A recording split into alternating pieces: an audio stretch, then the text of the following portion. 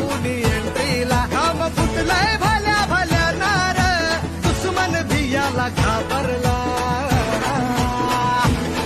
आपल्या भाऊची झाली हवा वाघ हाय जो ट्रेंडिंगला